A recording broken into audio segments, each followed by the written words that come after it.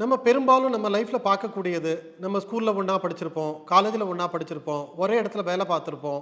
Relationship நல்லா போயிட்டு இருக்கும். நம்மளுக்கும் நம்மளோட நண்பர்களுக்கும் இருக்கக்கூடிய உறவு. அது திடீர்னு என்ன ஆகும்னு கேட்டீங்கன்னா, நம்மளோட ஃப்ரெண்டுக்கும் நமக்கும் ஒரு கருத்து வேறுபாடு வரும். அதுக்கப்புறம் கொஞ்ச நாள் பார்த்தா நம்ம ஒருத்தரோட ஒருத்தர் முகத்த கூட பார்க்கறதுக்கு நமக்கு பிடிக்காது.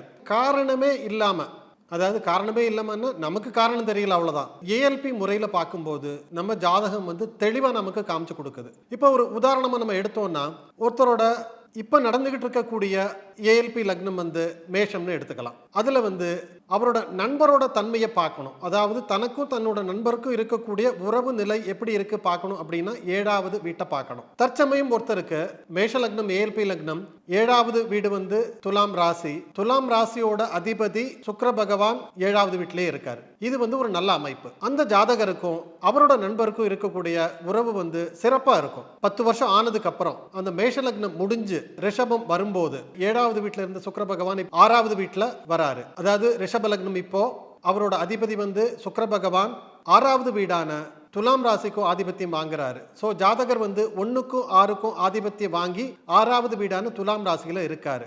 அப்போ என்ன ஆகும் கேட்டீங்கன்னா ஜாதகரே வந்து பிரச்சனைகள் வந்து உண்டு பண்ணுவாரு. ஆனா அவர் நினைச்சுக்கிட்டு இருக்கிறது என்னன்னு கேட்டீங்கன்னா தன்னோட நண்பர் தான் பிரச்சனைகளை உருவாக்குறாருன்னு அவர் நினைச்சுக்கிட்டு இருக்காரு. ஆனா பிரச்சனை வந்து தாங்கிட்ட தான் இருக்குங்கிறத அவருக்கு வந்து தெரியாது.